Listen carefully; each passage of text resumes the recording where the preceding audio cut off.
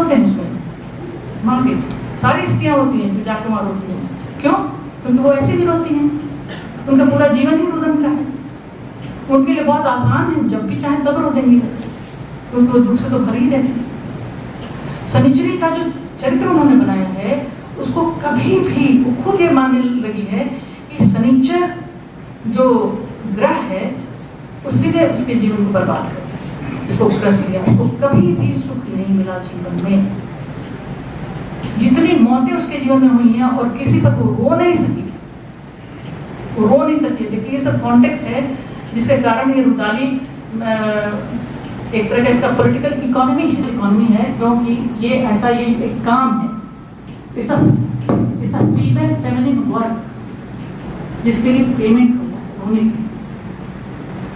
तो हमारे खास करके वो संतों का, पिता का बाप के साथ, बाप का भाई का भाई के साथ, हाँ, पुत्र का माँ के साथ, सब कुल के साथ वर्क है ना। तो ये कभी ये काम करती हैं, वो काम करती हैं, और सबके लिए उनको पैसा मिलता है। आंखों के जो आंसू निकलते हैं उनका संबंध पॉलिटिकल इकोनॉमी से। चीज महाश्वेता ही दिखा सकती है कि अपने परिवार के लोग नहीं रोते हैं, अपने लोगों के लिए जाते हैं, मनाते रहते हैं कि कब ये जाए, ताकि इस संपत्ति का जो पूरा अधिकार है उनको मिल सके। उनकी ये चिंता होती है, और अंत का समय इतना खराब होता है ऐसे लोगों के लिए, धनी अमीर सवार लोगों के लिए, कि उनके पास कोई नहीं जाता। बल्कि जो शनिचरी है वो अपने दोस्त से कहते हैं ऐसा ही लोग क्यों करते हैं, जब कोई मरने जा रहा है तो उसको जाके देखो, तो उसका ठीक से इलाज तो करवाओ। ये औरत जो खुद अपना इलाज नहीं करा सकती, वो ये बात करिए कि तुम्हारे पास तो पैसा है, लेकिन इलाज ये होती है कि जब ये चले जाएं तो ठीक से हो, ताकि हमारा रुतबा बना। अपने ईगो के लिए, अपने घमंड के लिए, अपनी संपत्ति, अपने पावर के घमंड के लिए उनको अच्छी होने वाली औरतें चाहिए, जो वही बेचारी औरतें हैं शनिचरी जैसी, जिनका जीवन आधा जीवन प्रोस्टिट्यूशन में बीतता है और आधा जीवन रोटी के लिए इस तरह के काम करते हैं, फिर भी उनके आंसू निकलते हैं। ट्रेजेडी तो ये यहाँ है क्या, तो रुदाली की ये है शनिचरी। जहां तक, और ये बहुत इंपॉर्टेंट बात है मैं कहती हूँ,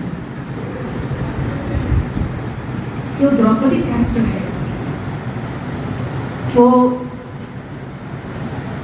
गैंग रेप का शिकार होती है। शिकार क्या होती है, उसको शिकार बनाया जाता है,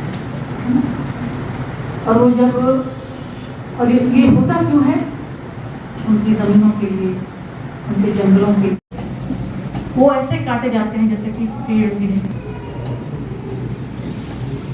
उसके बाद सिर्फ बचा रहता है रोना। सर अपना परिचय बताइए। आशीष त्रिपाठी जी, आज का जो कार्यक्रम हो रहा है इसके संदर्भ में 2 शब्द बताएं।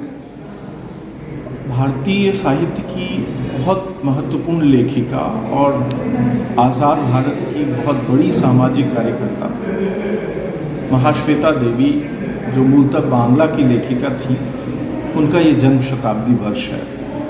उनकी जन्म शताब्दी के अवसर पर महिला अध्ययन एवं विकास केंद्र और बांग्ला विभाग काशी हिंदू विश्वविद्यालय ने मिलकर 3 दिवसीय अंतर्राष्ट्रीय संगोष्ठी का आयोजन किया है, जिसमें 3 राष्ट्रों से, विदेश से 6 अतिथि पधारे हैं और भारत के अलग अलग कोनों से, अलग अलग हिस्सों से लगभग 30 अतिथि विद्वान भाषण देने के लिए बुलाए गए हैं, जो अगले 3 दिनों में अलग अलग कोणों से, अलग अलग विषयों पर अपनी बात रखेंगे। महाश्वेता देवी एक बहुत महत्वपूर्ण सामाजिक कार्यकर्ता थी, जिसके लिए उन्हें एशिया का सबसे बड़ा पुरस्कार रेमन मैग्सेसे पुरस्कार दिया गया था, और ये सम्मान उन्हें इसलिए दिया गया था कि उन्होंने भारत के किसानों, गमई मजदूरों, गमई आदिवासियों और निम्न वर्ग के लोगों के बीच में जाकर कई वर्षों तक, कई दशकों तक काम किया था।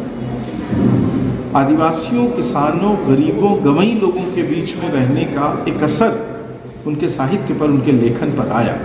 और उनके लेखन की मुख्य आवाज़ भारत के गरीब लोगों की आवाज़, किसानों, मजदूरों और आदिवासियों की आवाज़, स्त्रियों की आवाज़ उनके साहित्य में बहुत प्रमुखता से उभरी। हम ये गोष्ठी इसलिए कर रहे हैं कि आज़ाद भारत में सामान्य लोग, जिसे हम जनता कहते हैं, उसके इतिहास से युवा लोगों को परिचित करा सकें और आज़ाद भारत में सामान्य लोगों की क्या परेशानियां हैं और लेखक कैसे उसे अपने साहित्य में व्यक्त करता है, इससे भी उनका परिचय करा सकें।